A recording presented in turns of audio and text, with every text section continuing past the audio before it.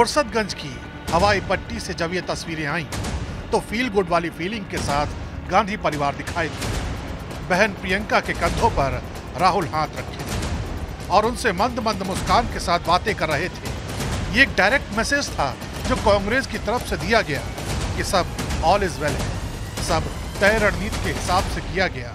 फिर चाहे वो राहुल गांधी के रायबरेली से चुनाव लड़ने का मामला हो या फिर अमेठी से चुनाव न लड़ने का। सुनिए केएल शर्मा के नामांकन में पहुंची प्रियंका गांधी ने क्या कहा। यहाँ की जो समस्याएं हैं, यहाँ की जो मुश्किलें हैं, उनको अच्छी तरह से जानते हैं। इन्होंने लगातार 40 सालों के लिए आपकी सेवा की है।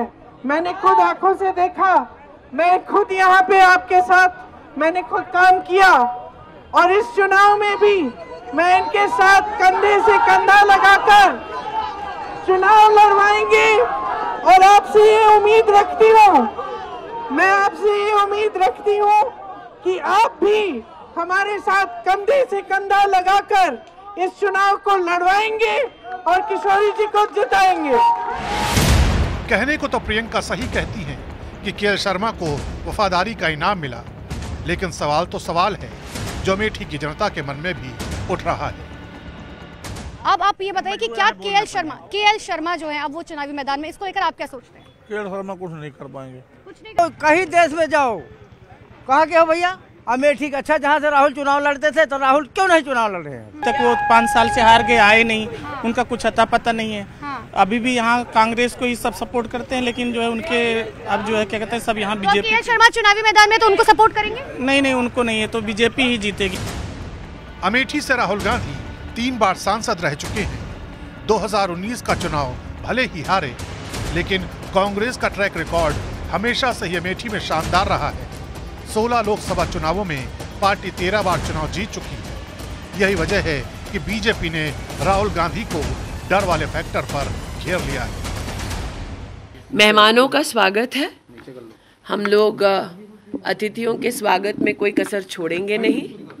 इतना ही कह दूं कि अमेठी से गांधी परिवार का ना लड़ना इस बात का संकेत है कि कांग्रेस पार्टी चुनाव में एक वोट पड़ने से पहले ही अमेठी से अपना हार स्वीकार कर चुकी है।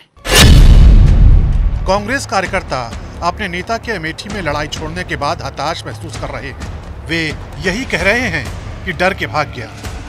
इस झटके से कैडर उभर नहीं पाएगा। कल्पना कीजिए कि अगर वो रायबरेली से भी हार गए, जो अब तय है। कभी कांग्रेस में रहे आचार्य प्रमोद कृष्णम ने भी राहुल गांधी के अमेठी से चुनाव न लड़ने पर तंज कसा है कि जो आदमी रोज नरेंद्र मोदी को चुनौती देता था, रोज अपने कांग्रेस के कार्यकर्ताओं से कहता था, रोज देश की जनता से कहता था डरो मत, डरो मत, वो खुद डर गया। मुझे लगता है कांग्रेस का दुर्भाग्य है। लेकिन कांग्रेस नेता अशोक गहलोत यही कह रहे हैं कि जो कुछ हुआ सब सोच समझ कर किया गया। शानदार फैसले हुए हैं, सब खुश हैं।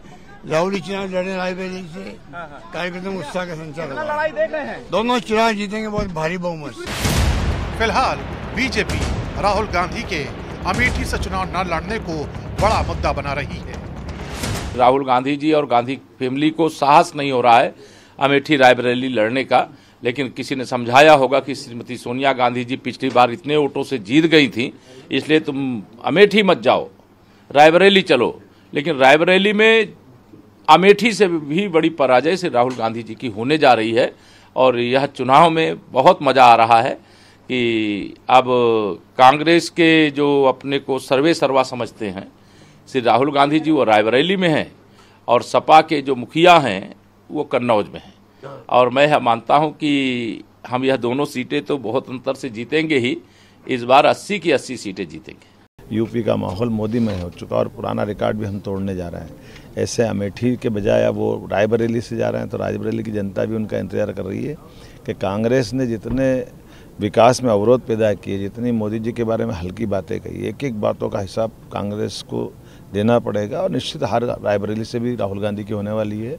और प्रियंका जी ने तो पहले हार के पहले ही अपनी एक तरह से इसको हमारी भाषा में कहते हैं कि रण के पहले रण छोड़ हो गई, तो किसका क्या कर सकते हैं। किसी को कहाँ चुनाव लड़ना वो सब व्यक्ति का अपना अधिकार है, लेकिन अमेठी से भाग रहे हैं उसका मतलब ये है कि उसको अमेठी की और यूपी की प्रजा पर भरोसा नहीं है। सारी कहानी 4 जून को ही साफ हो पाएगी। जब नतीजे आएंगे तभी ये पता चलेगा कि किसका कौन सा दांव किस पर भारी पड़ा।